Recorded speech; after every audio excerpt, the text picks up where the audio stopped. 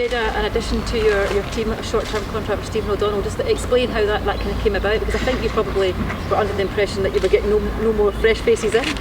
Yeah, I think circumstance dictated that a little bit. You know, as I say, we had to gamble a little bit on the left back area and the full back area. You know, with no real cover. We had Liam Donnelly who could cover both positions.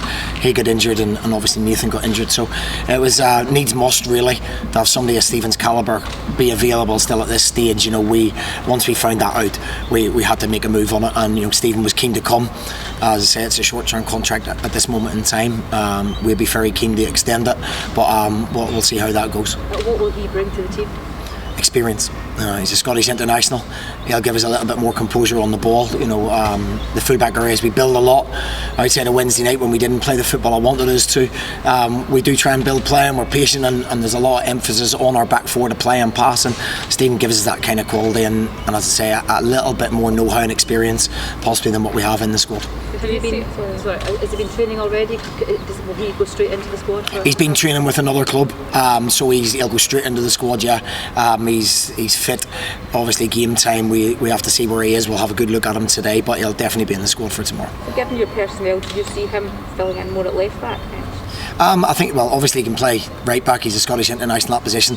He played at Partick for a long time at left back as well. I think Stephen's comfortable anywhere along the back four.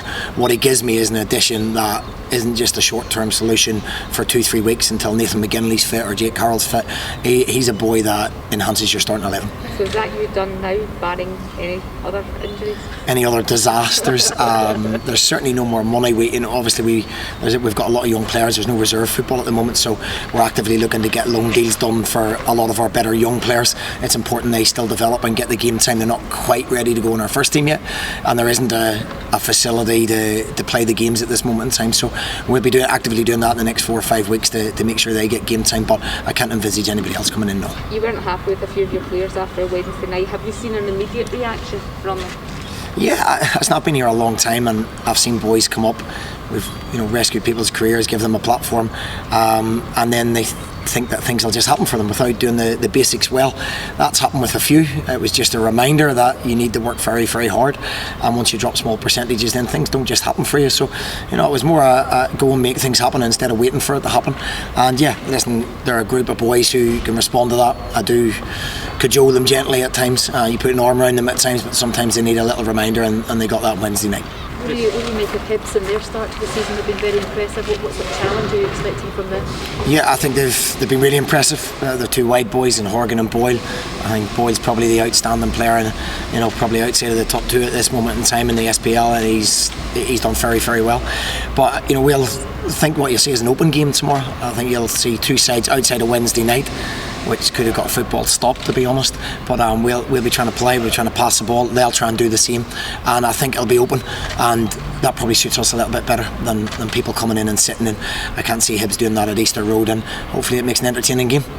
Just on Wednesday night, you said after the game you wanted 11 Alan Campbells, and how big an influence is he? I tried to sign them, but they weren't all there to be fair. There only is one, but how big an influence is he off the park as well? So you hear all the stories, he's sort of first one in the gym, last one out. Alan influences people by his attitude. He doesn't say much, very, very quiet boy.